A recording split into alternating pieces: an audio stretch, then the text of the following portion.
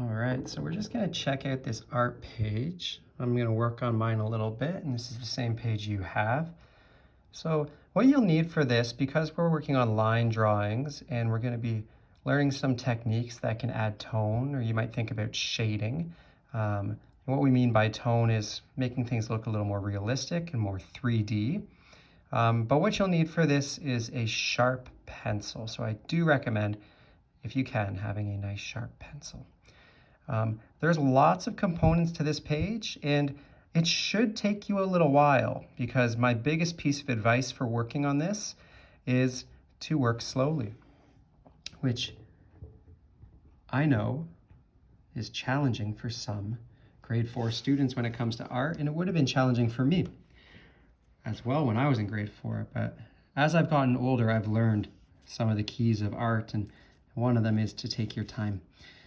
This first section I don't want you to miss. We just want you to connect the dots with 3 straight lines. So I want you to not use a ruler, so practice drawing a line as straight as you can without a ruler. And the first line is going to be very light, then you're going to have a middle shade and then a dark shade. So let's take a look at this.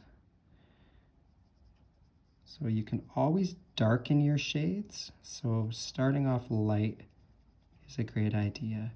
You see I go nice and slowly and I'm able to have a pretty straight line. Oh, it's good, you can kind of see it on the camera. I'm going to press a little more firmly for my middle shade. I try to keep my eye on where I want to go with my pencil. And then we're going to try a dark shade. So I'm pressing a little bit harder and I'm noticing already that it's looking like it's a similar shade to my middle line. So I might end up just going over it to darken it. Makes it a little thicker, but that's okay. We just want to see those 3 different levels of shading. All right, so in these boxes here, I want you to copy and imitate what they've done up here in their first 6 boxes. And then the bottom 6, you can come up with your own designs to use for shading. Okay, so if I'm using short dashes, again, my goal is to work at a nice slow speed. They're not big boxes, so even though it seems like a lot of work at first, if you chip away at this, it won't take you all that long to finish. Just adding a few more lines in here.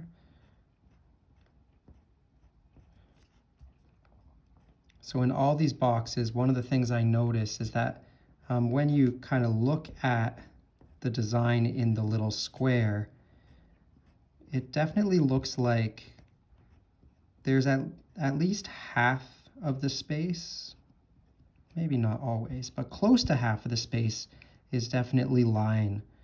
So I don't see like big patches of open white. So that's something you're going to want to keep in mind as you work through and trying your best to learn some of these techniques. It doesn't have to be perfect, but you should take your time. And even I was rushing a little bit there for the sake of the video. But then when I look back, I do want to touch up some spots that I'm noticing. There. So there's that, short dashes. Hatching is diagonal lines. And I'm not going to go through all these boxes. You can kind of take a look at the examples up here and try to replicate them. But down here, let's see if I could come up with one on my own on the spot here. I'm going to try something like this. I'm going to call these chevrons. And chevron is a shape that kind of looks like a mountain or the top of an arrow.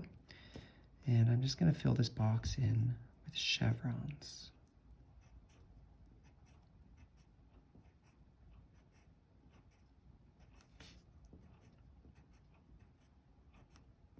I think that might be a cool one to use later on. Okay, you kind of get the idea. Again, I'm working faster than I like to work, just because I know it's a video and I don't want it to be too long for you.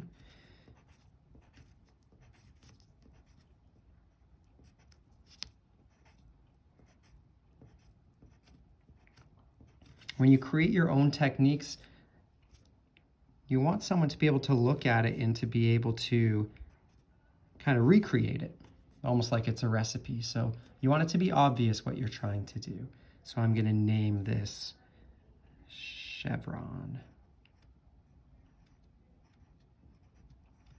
Okay, and then that brings us to these bigger pictures.